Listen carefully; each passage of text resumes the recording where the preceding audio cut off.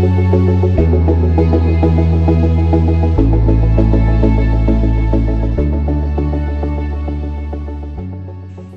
name is Folu Olatona, and we're discussing literature review, how to write a good literature review. It just means that you want to study what other people have researched on the topic you are interested in, and you compile all this relevant literature. It's as simple as that. It appears difficult at the beginning, but if you understand the principle, it's not difficult. Remember, it's about your topic, your own topic, and that's what you're supposed to focus on. What do you want to achieve by doing a literature review? You get information that is already available on the subject. So there are a lot of information that are already available on the subject.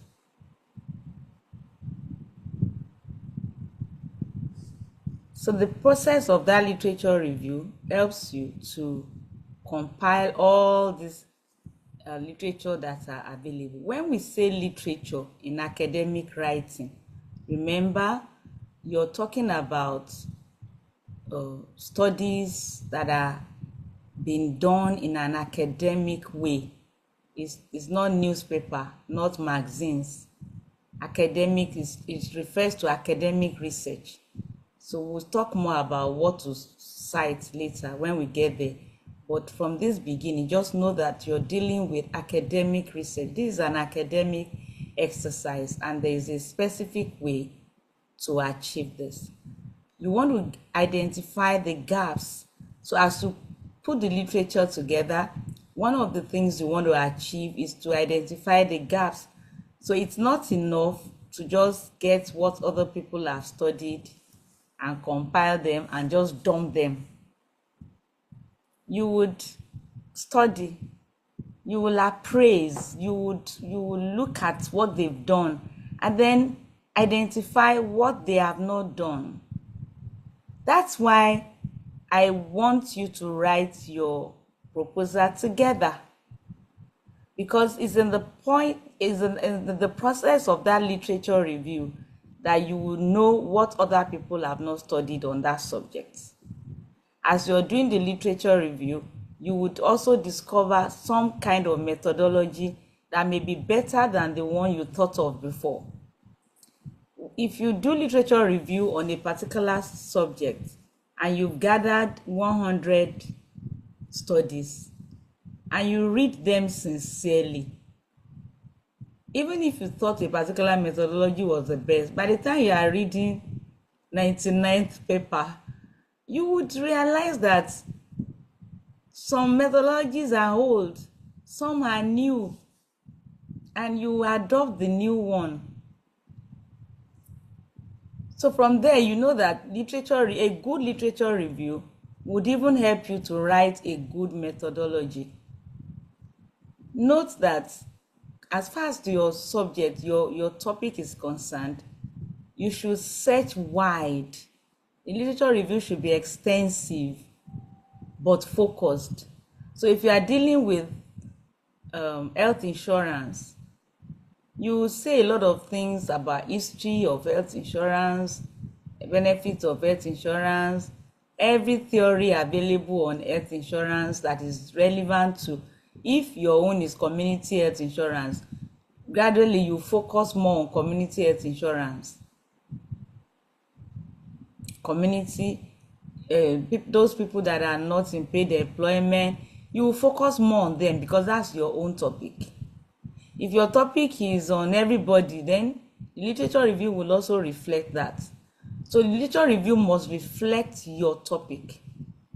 If you are studying nutrition in adults, another person is studying nutrition in children, definitely both of you will discuss diet, what is diet, what is nutrition, how is nutritional status assessed. But towards the end of that theoretical part of the literature, you would focus more on your own topic. So that's what I mean by must be extensive but focused. The references should be inserted into the literature as you find them. Otherwise, you create a lot of problems for yourself, which will be difficult later. So as you find the literature, what you need to do is use a reference manager and reference them right away. Don't wait till the end, because you may be confused. You may write some and just get confused. So if you don't know how to use Mendeley, learn it now. If you prefer Soterio or EndNote, no problem. Just make sure you use a reference manager for your references and the citations.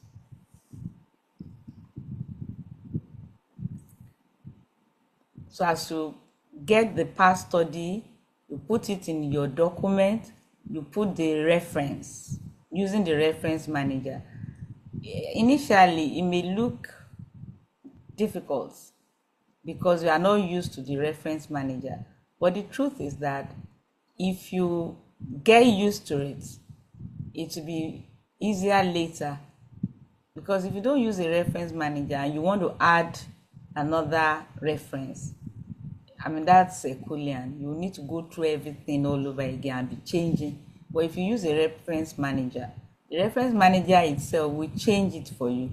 So it's worth investing time into learning about the reference, how to use a reference manager. The sources of literature is very, very important. So that's what I want to talk about now. Make sure you are getting your literature from a good source so that you will not labor in vain. First, you can get from individual researchers. For example, if you know that Olatona et al. Have studied infant feeding, and you heard that Dr. Dolphin is even one of the authors, if for any reason you can't even reach me, you can reach Dr. Dolphin and say, I'm studying infant feeding. Please, can you give me your publication on infant feeding? And that's cheap. You get it and you cite it. That's one method. You can also get resources or articles from federal or state ministries, local government councils. When you're writing your methodology, you need to state some figures you obtain from local government, the number of streets. So you may need to reference some of those things, and you don't know how to unless you get it from them. Then you can get from Federal Office of Statistics if your study is related to them, from NGOs, from bilateral and multilateral organizations, from United Nations agencies, from private and public libraries. For example, if you notice a particular article somewhere and you don't have access to maybe you just saw the abstract, you don't have access to the full article, you can send a note to your librarian and get the complete article from your library. Okay, so but that's under secondary sources. So let's go to secondary sources. Secondary sources of getting articles can be indexes such as Index Medicus, current info, bibliographies. Maybe if you live in Nigeria, you can get some bibliography reports by Nigeria Institute of Medical Research. That's one secondary source of literature. In those days where CD was common, people could get from CD, but now we focus more on the internet. So there are many journals on the internet. Starting from Google Scholar, you can get a lot of good articles from Google Scholar, from PubMed. That's the popular one for health research. So most of you now that I'm speaking to today, your research is on health, and this PubMed is a very good source. Just make sure you put in the correct keywords. You can also get references or articles through in-text references. So if you got a good article from Google Scholar and you're reading the article, you see some points that you like. and those points are referenced. Okay, those points that you see that you like, they are also referenced. What do you do? Which reference do you just put the reference of the particular article you are reading? No, you need to trace the source of those articles that are referenced and get the articles and read them. So that's when they become useful. Then you cite them appropriately, not just quotes the citation or the reference in the one that you are reading. So that's also another source. You can get a few articles and at the end of the day end up with more than 100 articles through those channels in text citation. But make sure you read the original article. Your school library is very, very important. I'm sure somebody has taken you through library. You can get the contact of the librarian. If you see a paper, an article online, and maybe all that you have access to is the abstract, you need to read the full article, you can make inquiries whether it's available in the school library. When we say school library, it's not necessarily the physical library and those books that are arranged in the library. The virtual library is very, very important, and the librarians know how to go about this virtual library. Sometimes you also come across some articles and they are paid articles. Without paying, you can't have access to them. It's also better to first explore from the librarian. Maybe your institution has subscribed to the journal, and there are many journals that the University of Lagos, for example, are subscribed to, and if you can just take a step to approach the librarian, you can have access to such articles and can really enrich your work. So use your library. Plan to use the library to really be helpful. Now you have access to different articles, you've read them. Please note that before you choose a particular article, you must be very sure. Before, you don't even stress yourself reading everything. You need to go through the abstract first. Go through the abstract first. For example, let's say you are on PubMed now and you want to check the articles that are relevant to your literature review. The first stage is to get all those articles that are relevant. That's the first stage. And how? You put the search words. Don't put all the 3 components of your study at a time. So if I want to study knowledge, attitude, and uptake of health insurance, I'll first put in knowledge of health insurance, because most of the time when people publish articles, they don't publish it like your dissertation or project. They don't put all the components. Sometimes they can be sliced into 2 or 3, and the articles will exist individually. Knowledge of health insurance in Ajé logo, attitude to health insurance in Olowora, uptake of health insurance in Yaba. We are seeing different studies by different people who have sliced there. Just make sure you use the keywords step by step. Otherwise, you may say, I couldn't find enough. Knowledge of health insurance, you will find by different people. Read them, summarize them, put them in a document. Attitude to health insurance, read them. While you go through the abstract, you will know if it's really relevant to your topic, because your focus is on those 3 major components of your topic. So if you read through the abstract and it's the results from the methods, from the objectives, the results, conclusion, they are not really focused on your own study. Maybe you see insurance and it's just insurance, not health insurance. You have no business reading such an article. Or if your topic is nutritional status, dietary pattern in children, and you see nutritional status in adults living in urban areas, that particular article may not be relevant to you. You are looking for nutritional status in children, dietary pattern in children. They are not the same with adults. So make sure that you search for and pick the ones that are really focused on your study, not necessarily the 3 components at a time. You can put the 3 components in the search at different times. So when you are sure that this abstract looks like what you are interested in, then you get the full article.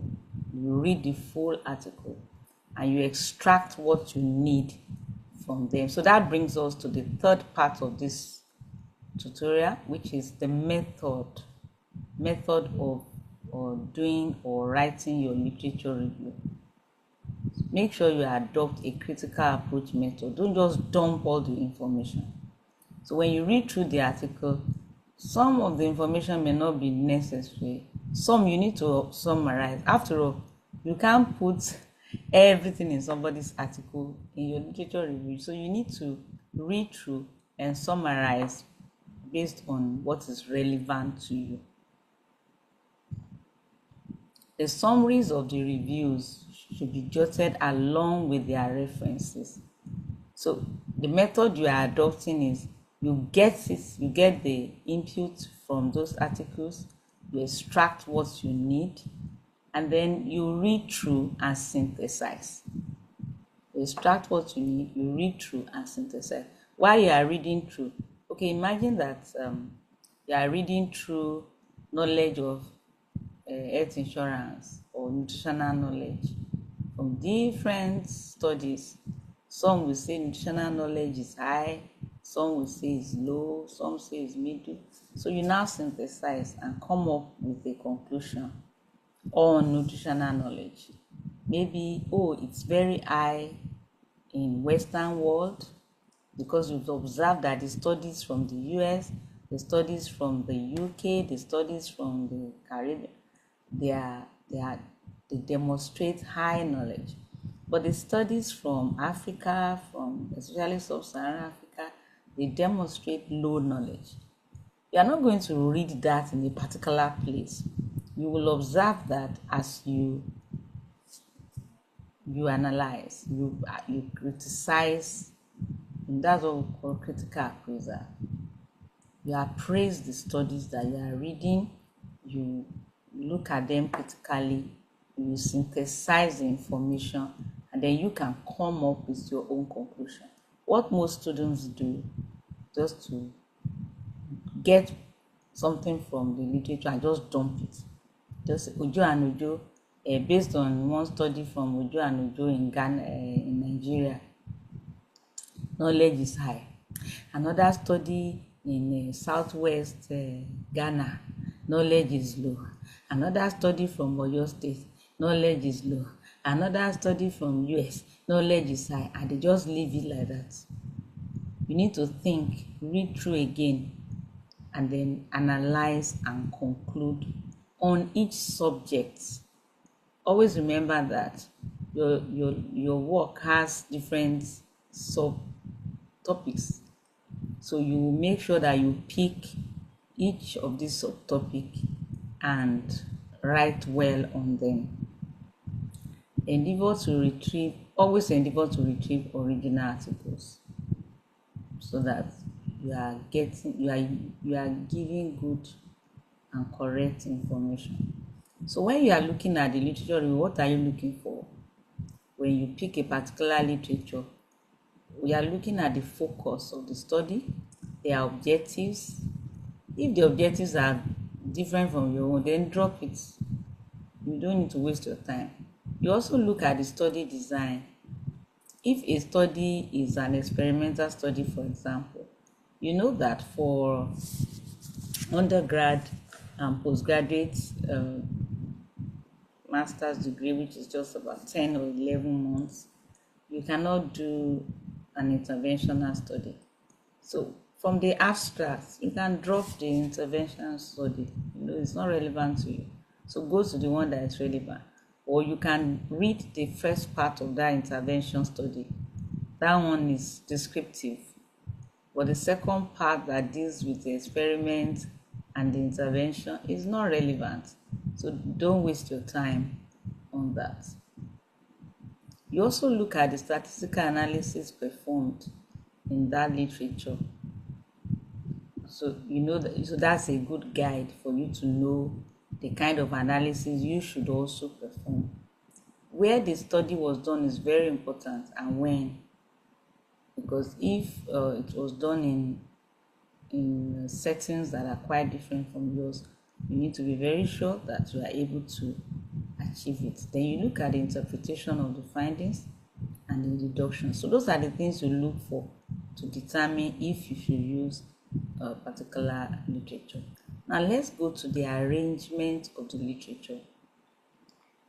I've said a lot of things, but the question is, how do you arrange your literature review? You've researched into different studies. Some of the studies have given you theoretical background.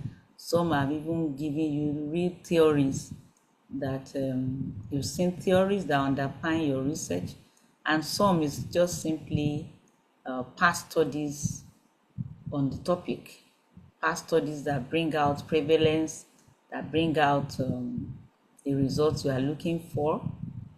So how do you arrange them? The commonest approach that is very simple and straightforward is to start with an introduction or a preamble.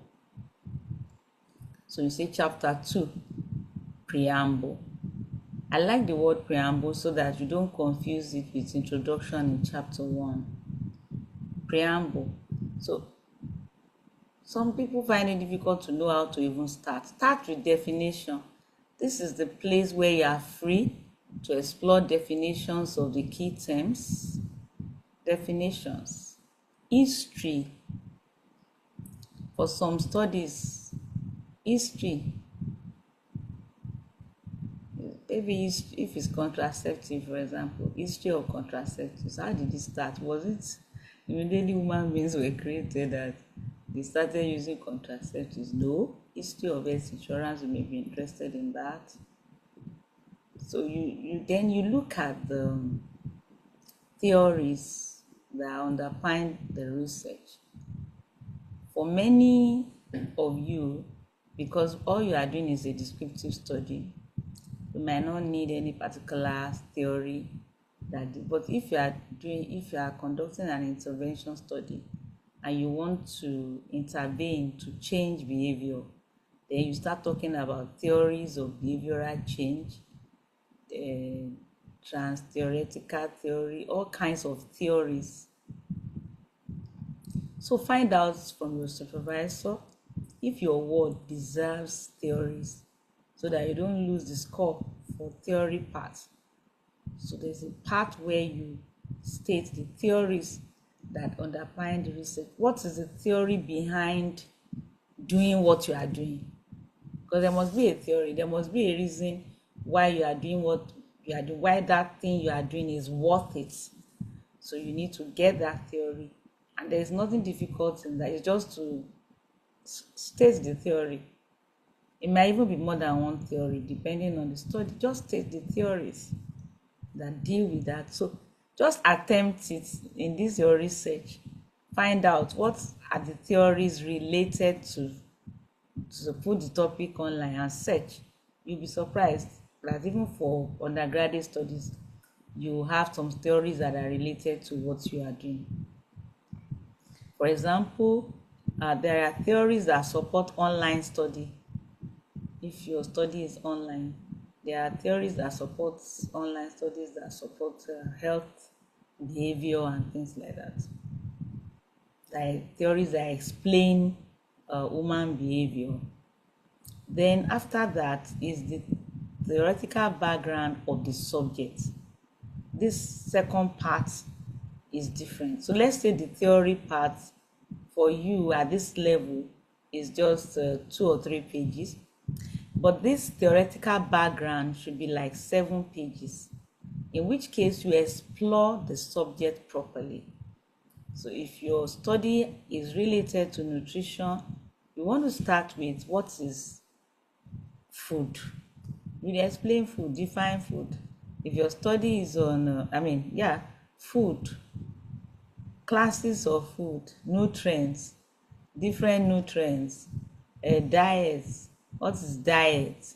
What is healthy diet? What is unhealthy diet? Assessment of nutritional status. All the theories learnt in class that are related to that topic, you explore them. Then you now move to the major part of the literature review. This is the major part. This is the meat that everybody is looking for. So if you just write theories, textbook stuffs in your literature review, and you don't explore the past studies by other people, the articles, the ones that are available in the articles, then you've done less than half. And I can assure you, you will score less than half of the total score for literature review, no matter how good you are, because what we are looking for is the past studies. That's the main meat of literature review. And the past studies are easy to write, they're not difficult. What you need to do first, under that, past studies on the subject. So let's pick another person's topic. You want to write your topic in the chat room, another person's topic. If you are fast, it's for your own advantage. Okay, nobody. So we continue with the health insurance. So you have the first section in the past studies. Okay, Dolapo is here. The first session in your literature, okay, you know that literature review now we have part A, part B, and part C. In part C, the first section, let's call it CA, is knowledge of polycystic ovary syndrome. So you find out, what do people know about polycystic undergraduates? You see, now I just mentioned people because I had not seen your study population. So you are not just going to gather knowledge of artisans about polycystic ovarian syndrome, knowledge of doctors about polycystic ovarian, knowledge of market women. No. You are interested in knowledge of undergraduate students. So when you are searching in PubMed, in Google Scholar, you're searching knowledge of undergraduate students. Just go straight. Don't roam about the streets. Checking knowledge of teachers, knowledge of undergraduate students on polycystic ovarian syndrome. And under that, I expect that you will get maybe 10 studies on knowledge of polycystic ovarian syndrome. You read them, read their results, then you summarize what each author has studied. So in the process of summarizing all of them, you think of how you can arrange them properly. So CA, we are under knowledge of polycystic ovary syndrome. Under that CA, there's still an arrangement that must come up. These studies that you have gathered from all over the world, some are from the Western world, some are from Africa generally, some are from Nigeria, and others from Lagos, where you are interested in. So it makes sense. You must arrange them logically. You may want to go from Western, you start with the Western world. Oh, knowledge about polycystic ovary syndrome in US. I got 4 papers or 3. You summarize them and write. I got from Africa generally, maybe South Africa, Ghana, other papers from Kenya, from Gambia. Write all of them, summarize. Then from Nigeria, then in Lagos. And while you are writing them, you must also be logical. You may want to start from the oldest to the newest.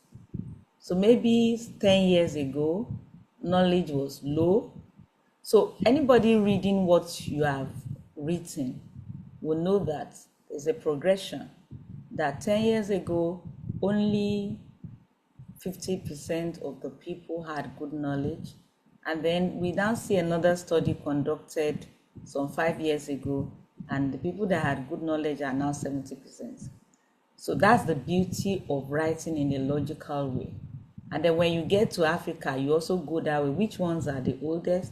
Which ones are next? Which ones are the most current? And that's, if you do that very well, you will notice that even the most current might be a stale paper. Maybe the most current that you found was done 8 years ago, for example. That's a good justification for your study. It's a good justification that there are no new studies, that the studies on this topic are old, and there's a need to find out the current situation in Africa. So remember that you're writing literature review, but now you have a good point to take and go back to your introduction and improve on the section for justification. So if you didn't watch my video on how to write introduction, you can go back to that video and check the section on justification. When you find gaps in the literature, make sure you put it in that justification section. When you find that the articles available are old, it's a good justification, go put it there. If you find out that there are very few, you don't have a lot of articles, it's a good justification for doing your work. Go and write it under that justification section.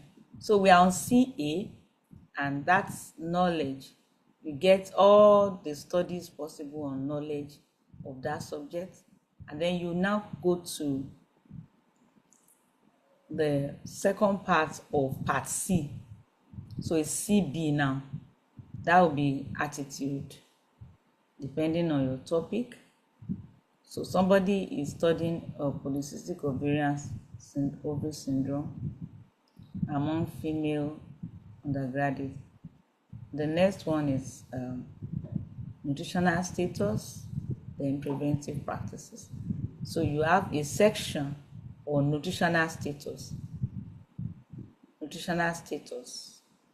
and then you get nutritional status from undergraduate students globally, regionally, that's Africa, and then nationally, Nigeria, then locally in Nigeria. So you write. So if you follow this guideline, then you can't submit a literature review where you have only 10 articles under past studies. How? In the first instance, you have let's say you have four sections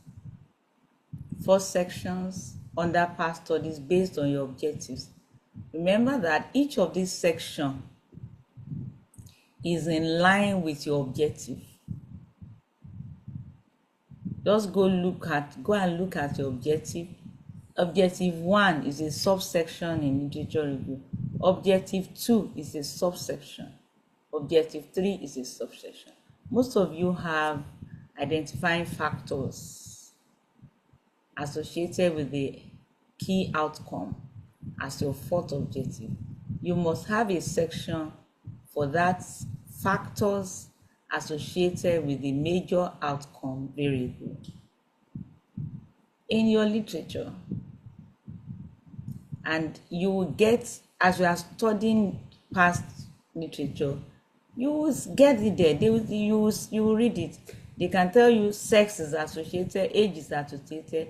Write it there, and that helps you to know what to put in your questionnaire. So if you have read the factors associated and it's not yet in your own instrument, maybe your questionnaire, then you must put it. Otherwise, you will run into trouble at the end if you want to analyze to find out the factors associated and you don't have that particular variable in your questionnaire. So that's why you must study factors associated, find out what the literature say about factors associated. In fact, you should include the factors not associated in that literature, because in some studies, some factors will be associated this time around, will not be associated next time. You need all of them so that you can explore and be specific about your own study, what you achieved from your own study. So that's how to write the review of past studies. Approach it in view of your objectives. Each objective has a section in your literature review, and under each objective you must go in a systematic way. Start from globally to Africa, then Nigeria, and make sure the studies are arranged in chronological order. So, benefits. What are the benefits of literature review? I've mentioned some of them along the line. I'll mention a few more. First, you will know what other people have learned or studied, and you'll be able to report on the gap. You'll be able to provide information on the focus of the earlier studies. You'll be able to provide information on how current they are. You'll prevent duplication of works already done. You will know the continuous applicability or staleness of previous findings. And then you will know the issues that are still being contested. When people conclude their work by saying it's not conclusive, more studies are needed on this, and you notice that as a trend, many people say different things, then you know that is a good area to study so that you can come up with your own conclusion. It also provides facts for the justification, as I have explained to you. It assists with the formulation and fine-tuning of project objectives and research questions. You will know the methodology used, and you can update your own methodology. It guides on sample size determination and statistical analysis. It's a good guide for the whole work, I can tell you that. And that's why, if you are my students, you don't write a full literature review, you are not going to submit anything to anybody. I don't entertain it, because it's a wasted effort. If you now want to do literature review later, you now realize how scanty your work is. You realize how incomplete it is. Then you wasted your time and my time, and me, I don't have time to waste at all. No one moment to waste. So know it from the beginning that you must complete your literature review. You must be available to present on this platform. When you've done the work well, put it in PowerPoint and speak to it. If you come here and you are reading, you know that I'm talking to you now, I'm not reading. That's what I expect. You have your PowerPoint and you speak to it. Then we know that you know it's coming from your head. Literature review would also help you to write a good discussion. One of the reasons why I insist on the good literature review is that when it is time to write discussion, most of you leave that till very late. When you hear that the deadline is in 2 weeks, then you are rushing to write results, discussion, conclusion.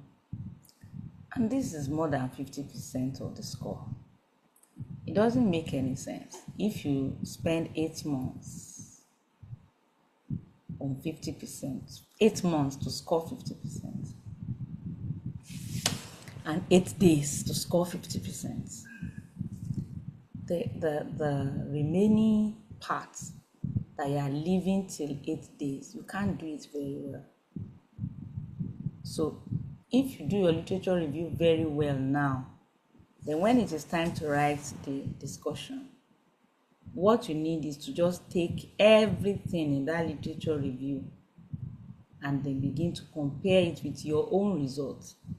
Anybody who has done a good job in literature review will pass discussion cheaply. In conclusion, please endeavor to have a wide but focused literature review. Your research will be well conceptualized.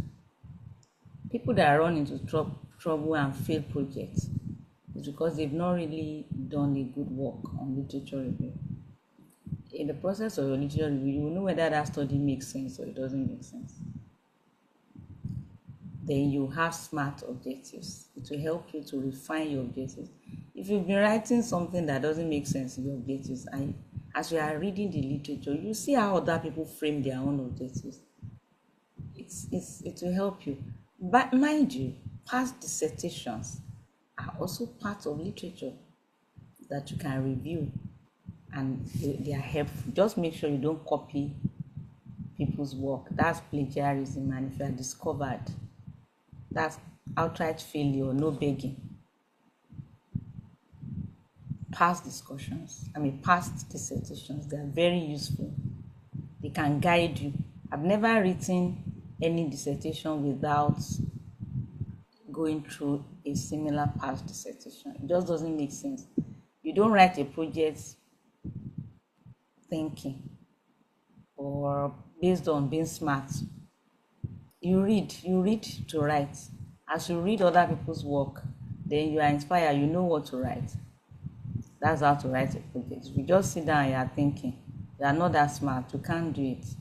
I've written more than 4 or 5 dissertations in life. MBBS, MPH, MSc, FMC, PhD, that's 5. And I read other people's work, sat down to digest, analyze, bring out what I needed, and read several articles. If you do the right thing, it will be easy, but if you use a wrong method, you'll be confused and you won't finish. My prayer is that you will finish this work, project, or dissertation within the allotted time by God's grace. Have a nice evening.